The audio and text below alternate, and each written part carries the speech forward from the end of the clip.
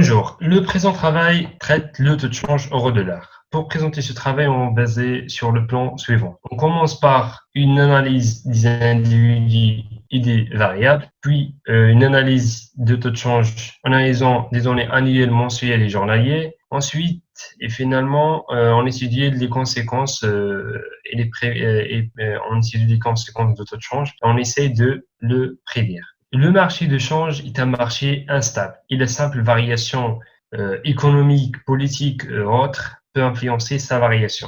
Afin de limiter les conséquences de cette variation, des organismes comme la BCE, la Fed essayent de trouver un intervalle de confiance favorable pour tous. Maintenant, on va commencer notre analyse des individus. Les individus étudiés ici sont bien sûr la zone euro et les États-Unis. La zone euro, elle est constituée de 19 pays. Les États-Unis, quant à elle, est constituée de 52 États, bien sûr, en incluant l'Alaska et Hawaï. La politique monétaire pour les deux, elle est unique. Elle est établie par la BCE et la Fed. La politique budgétaire, quant à elle, elle n'est pas unique pour la zone euro. Donc, on parle de 19 politiques budgétaires, une par pays membre.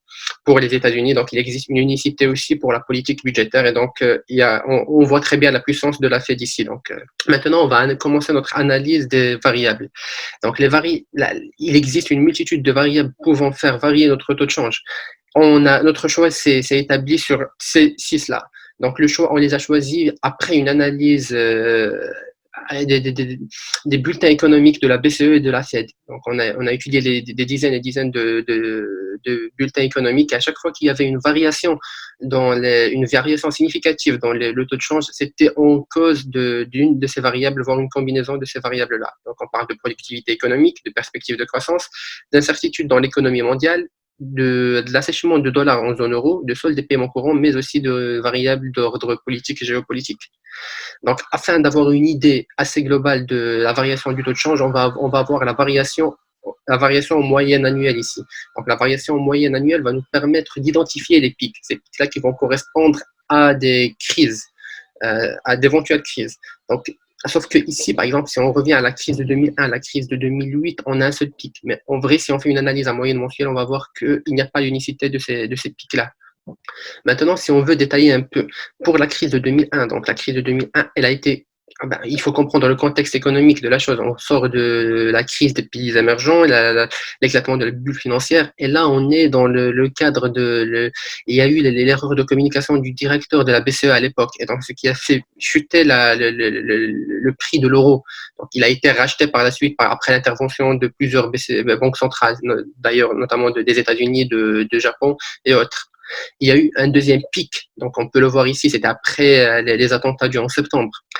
Pour la crise de 2010-2012, on peut voir aussi qu'il n'y a pas le côté linéaire de la descente ou de la montée du taux de change. Et donc, cette crise-là, elle a été causée par l'annonce de la fraude qui avait été établie des années avant par le gouvernement grec afin d'entrer dans la zone euro. Donc, il avait falsifié ses statistiques vis-à-vis du pacte de stabilité et de croissance. Maintenant, pour la crise qu'on va détailler un peu plus, la crise de 2008. Pour la crise de 2008, bien sûr, il faut comprendre le contexte économique dans lequel on est. On est dans le cadre, on vient d'une économie assez affaiblie. On parle d'une économie qui sort de la crise des subprimes de 2007. Et donc là, il y a eu la crise immobilière aux États-Unis. Cette crise-là, elle a été causée à cause des ménages qui ont emprunté de l'argent des banques, mais qui n'ont pas pu refinancer leurs prêts. Et donc, ça a créé une crise un peu locale aux États-Unis, sauf que cette crise-là va avoir des étendues un peu plus importantes après la faillite de Lehman Brothers, qui est une des banques d'investissement les plus importantes aux États-Unis. Cette conséquence, ça a créé beaucoup de conséquences, hein. Notamment les investisseurs qui avaient investi leur argent dans la Lehman Brothers, ils avaient peur pour leur argent. Les banques qui avaient prêté de l'argent pour la Lehman Brothers, ils avaient peur pour leur argent. Du coup, les autres banques qui avaient prêté de l'argent aux banques qui ont prêté de l'argent à Lehman Brothers, ils avaient peur pour leur argent aussi. Et donc, ça a créé une réaction en cascade, une peur collective, et donc une absence de réactivité interbancaire aux États-Unis. Les agents financiers aux États-Unis, ils ont donc eu besoin de liquidités. Ils ont retiré les liquidités de l'Europe. Et ça a créé l'assèchement du dollar dans la zone euro. Pour la crise Corona, on l'a un peu plus détaillé dans le rapport, mais là, on va citer quelques dates marquantes, notamment celle du 9-3. Le 9-3, elle correspond à l'accentuation de la crise politique et géopolitique entre la Russie et l'Arabie Saoudite vis-à-vis du marché pétrolier. C'est-à-dire que les deux, ils ont continué à produire du pétrole alors que la demande était en baisse pour garder leur marché et pour la Russie pour gagner du marché. Ce qui a fait de baisser la valeur du pétrole de 25%. Et donc, on sait tous que le pétrole se vend avec la monnaie internationale, la monnaie refuge du monde entier, ce qui est le dollar. Et donc, ça a fait baisser le dollar. On va noter aussi le 23. C'est là la date qui correspond à la relance budgétaire et monétaire faite par la Fed. Donc, on parle d'une relance d'1 milliard 200 millions de dollars. On va voir aussi la date, la 23-3. Donc là, c'est la relance de l'euro.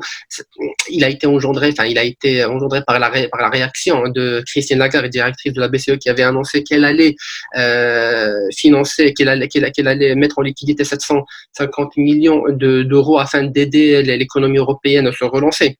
Et puis la fameuse crise qui est assez trolleuse, on va dire, du 28-4. Donc cette crise-là où on voyait le pétrole avec des prix négatifs.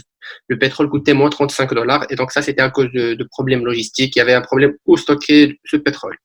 Maintenant, on va voir les effets de la variation de l'appréciation du taux de change. Donc l'appréciation du taux de change va créer une augmentation du prix des exportations en monnaie étrangère, donc en monnaie internationale, mais aussi une baisse des prix des importations en monnaie nationale.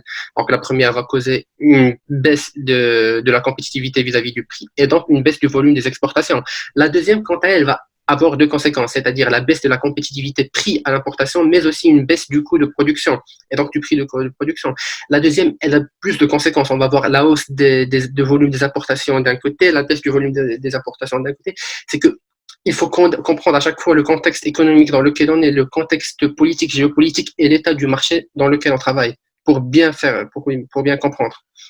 Après, pour le choix de modèle et après la construction des données et la transformation sous forme d'une série temporelle, on commence par appliquer la fonction AutoArima qui permet de renvoyer le meilleur modèle ARIMA selon les critères AIC et BAIC. Donc, on remarque que pour la première série qui est la série transformée, on trouve un modèle, le meilleur modèle proposé par cette fonction, c'est ARIMA 1.0. Donc, c'est un autorégressif avec une différenciation 1.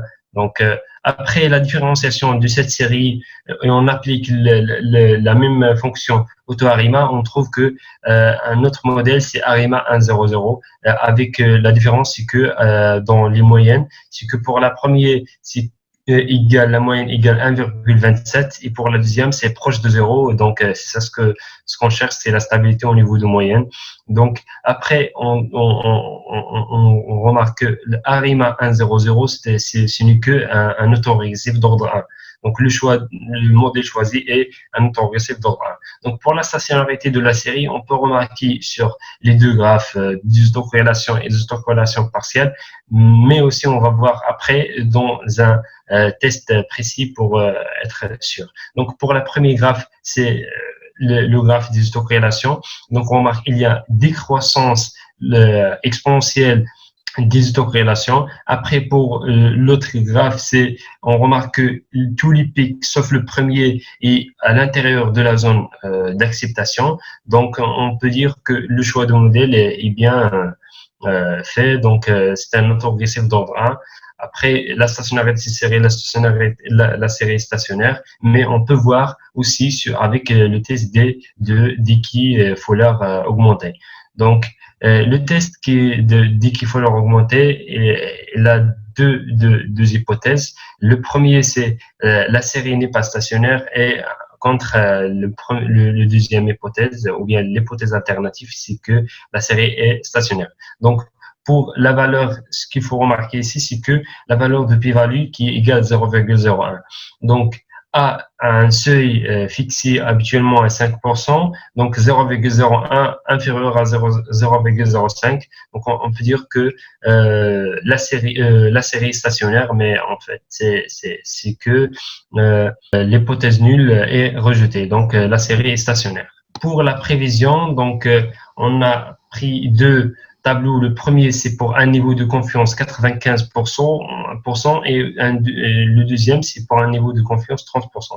Donc, on a essayé de prendre deux parce que le marché de change, c'est un marché qui est instable.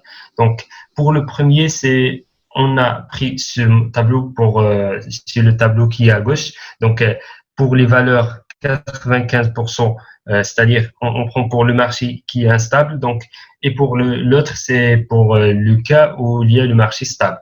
Donc, on remarque, par exemple, dans le mois janvier, où il y a l'apparition de crise de Corona, mais on trouve toujours la stabilité euro-dollar. Donc, 1, la valeur correspondant au taux réel, donc au taux de change réel, on trouve qu'il y appartient dans les deux tableaux. Donc, par contre, le mois avril, on trouve que la valeur 1,08 appartient au premier tableau, c'est-à-dire pour un niveau de confiance 95%, mais n'appartient pas au deuxième tableau, ce qui signifie par la saturation de la capacité de stockage de pétrole dans les États-Unis, aussi après le relancement des activités budgétaires fait par la Fed et la BCE, donc il permet de créer une instabilité dans le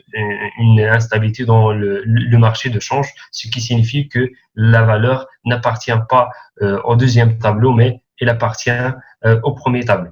Donc maintenant, pour conclure, on a pu voir l'importance de l'information dans le marché de change. On a vu qu'une information mal dite, comme le cas dans la crise de 2001, a pu créer une crise européenne assez aiguë, que la déclaration d'une information, ce qui a été fait dans la crise européenne de 2010-2012, elle a eu des conséquences très très graves, mais aussi que le taux de change est très instable, est très difficilement prédictible. Donc là, nous, on avait donné des données jusqu'à l'année 2019 et on a pu prédire plus ou moins avec une certaine précision les valeurs qui se sont produites au début d'année 2020. Et aussi l'état du taux de change aujourd'hui. L'état du taux de change aujourd'hui, c'est qu'il est assez bas. Enfin, le dollar, il a commencé à baisser à cause de la crise qu'on connaît, la crise humanitaire, la crise sociale, mais aussi sanitaire mondiale. Aussi, la réactivité économique, la deuxième partie qui devait être préétablie par Donald Trump n'a pas été faite à cause du problème que vit le pays et donc qui fait la variation en faveur de l'euro aujourd'hui.